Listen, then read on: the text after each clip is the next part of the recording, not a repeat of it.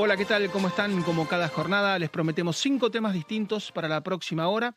Les suministramos nuestras redes sociales, tanto de Facebook como de Instagram, y vamos directamente a los títulos de hoy. Vamos a empezar hablando de lo que tiene que ver con el presidente Donald Trump, que estuvo en Ohio, en este rally que está haciendo. Son estados claves donde se deciden los 10 senadores, los 10 distritos que deciden los senadores que pueden inclinar la Cámara Alta, y bueno, lanzó una propuesta que él como presidente la impulsó, que es la pena de muerte concretamente para los narcotraficantes.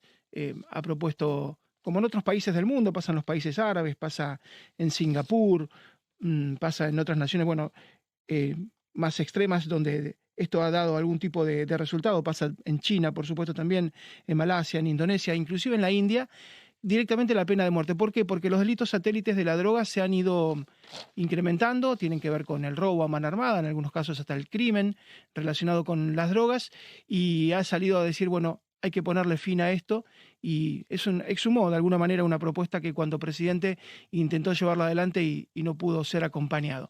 Vamos a hablar, por supuesto, con un economista en algunos minutos nada más sobre que está reunido es el primero de 2 días, 2 jornadas consecutivas. La Fed, la Reserva Federal, va a decir posiblemente un nuevo aumento en la tasa. Esto va a ser casi seguramente mañana. Se habla de 75 puntos, o sea, un 0,75%. Esto afecta a la deuda de los Estados Unidos, que es muy grande, que es realmente enorme, 30 billones de dólares o 30 trillones, si lo quiere decir en inglés. Afecta a las tarjetas de crédito, a la economía familiar, y afecta los mortgages, las hipotecas. La tasa se ha ido, como ustedes saben, al 6%, más del 6%, podría irse al 7%, y esto hace que muchas familias de clase media no califiquen para los créditos a 30 años, que son la base, la columna vertebral del sueño americano. Y hablando del sueño americano, ustedes ven las imágenes de los migrantes. ¿Por qué? Porque en solo un año, desde agosto del 2021 hasta agosto del 2022, las autocracias, esos países que reniegan de Estados Unidos, hablamos de Venezuela, de Nicaragua y de Cuba, han multiplicado 2 veces y media la cantidad de exiliados. Es decir, en agosto del 2021, el Servicio de Migraciones, la Migra, había detenido 21.000 personas provenientes de estos 3 países. En agosto el mes pasado, 56.000. Pasó de 21.000 a 56.000 la cantidad de venezolanos, cubanos y nicaragüenses que han sido detenidos justamente huyendo de sus países. Y en el final vamos a distendernos un poco, pero no tanto, porque vamos a hablar de algo que ocurrió ayer y anteayer. Ustedes recuerdan la muerte de esta mujer, Mahsa Amini, en Irán, una chica de 22 años que no quiso ponerse el velo. La policía de la moralidad, una policía de la moralidad que existe en Irán y justamente se encarga de reprimir a quienes no usen el velo particularmente, se la llevó presa, la golpearon. A pesar de ser muy joven, tuvo un infarto, murió en el hospital y desató en las calles de Teherán y prácticamente en todas las ciudades iraníes una verdadera revolución. Está muy alterado hoy el país por esto. Están pidiendo de alguna manera que este tipo de medidas finalice. Bueno, en el final vamos a ver todas las películas, no solamente de Hollywood, sino inclusive del propio Irán, que fueron tratando este tema durante años, pero el régimen teocrático de ese país de Medio Oriente no atiende las demandas.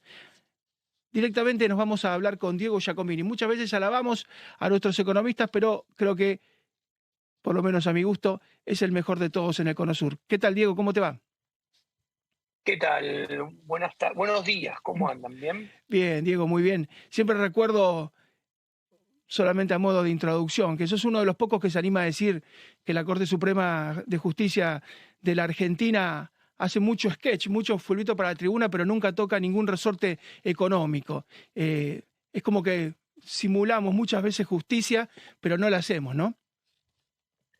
Bueno, yo siempre destaco en esto, he aprendido mucho de leer un gran jurista norteamericano, justamente Lysander Spooner, ¿no? Que él tiene un libro que se llama eh, No es traición, ¿no?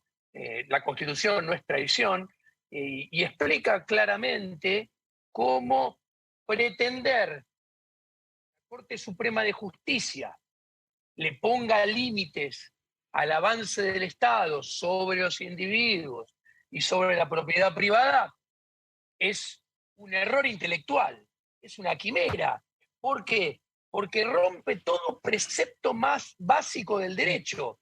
El Estado es parte de sus propios asuntos. O sea, es el Estado, a través de su organismo, la Corte Suprema de Justicia, quien tiene que dictaminar si el Estado se propasa avanzando sobre la propiedad privada y las libertades individuales de los individuos. Y si uno mira la película de largo plazo, desde comienzo del siglo XX hasta estos 22 años del siglo XXI, uno lo único que va a ver es que en la película de largo plazo, el Estado solamente nunca dejó de avanzar en forma sistemática y permanente en ambos planos, que van juntos y de la mano, las libertades individuales y la propiedad privada. A ver, ¿cuánto era la base imponible 100 años y cuánto es ahora? ¿Cuánto es la presión tributaria hoy en día?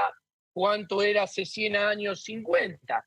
¿Cuánto era la cantidad de dinero fiat de la Reserva Federal de Estados Unidos o del Banco Central de la República Argentina en proporción del PBI hace 2, 3, 4 décadas? ¿Cuánto es ahora? ¿Cuánto es el endeudamiento federal en términos del producto hoy en día y cuánto era hace 5 décadas? Caso de Estados Unidos. ¿Cuánto era el crédito al sector público? Es hoy en día.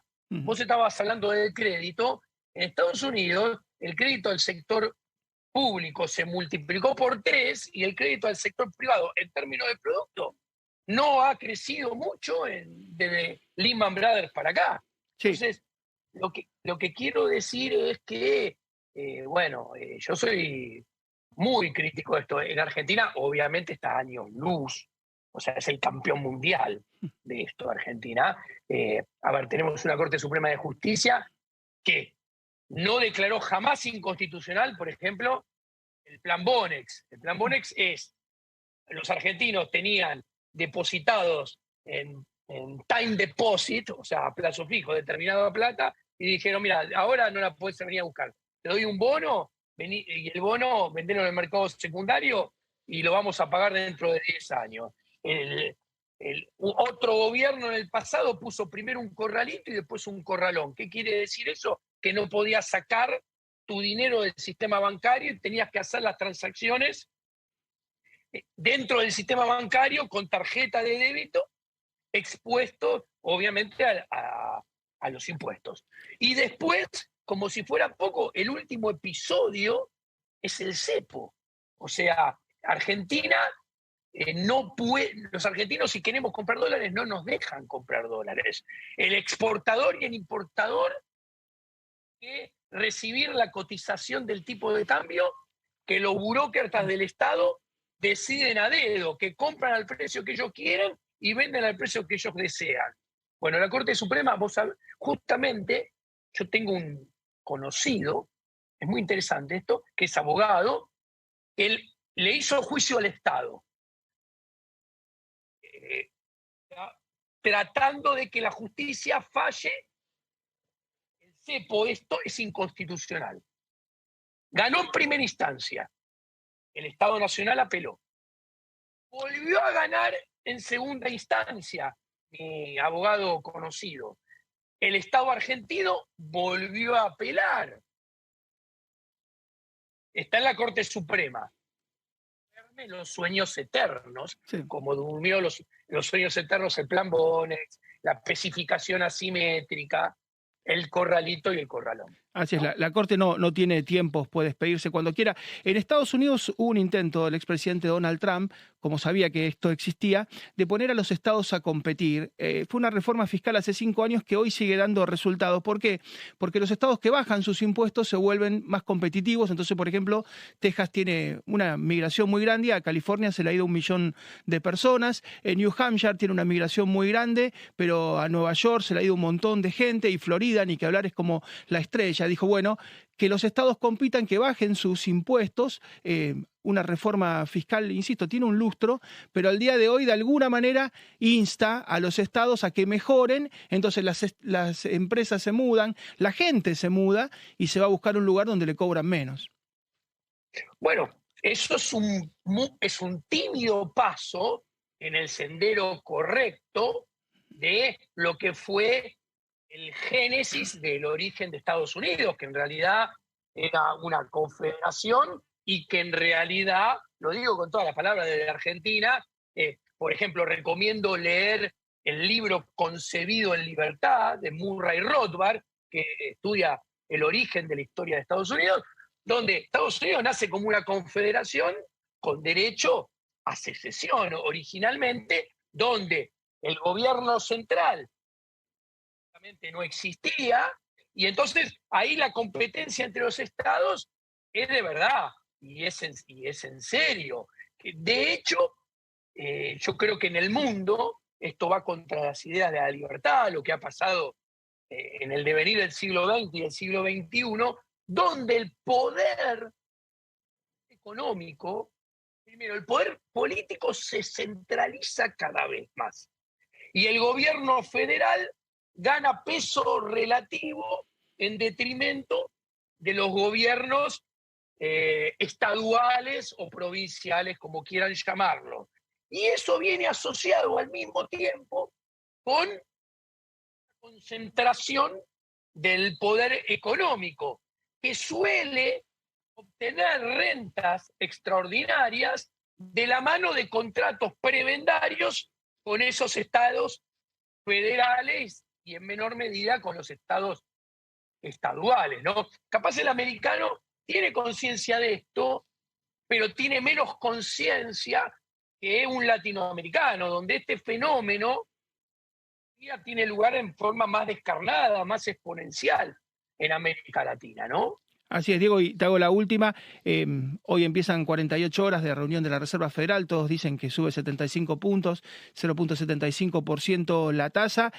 Vos sabés que ya, por ejemplo, los mortgages, las hipotecas, se han ido en más del 6% anual, están en el 7%. Quien tiene tasa libre ya no califica porque va con su sueldo, y si tiene que ver a 30 años cómo va a pagar una casa de $250,000, de $300,000, ya no le dan el crédito. Las tasas realmente en la vida diaria están empezando a afectar mucho. Bueno, esto es un problema. Yo soy muy crítico de la Reserva Federal de Estados Unidos.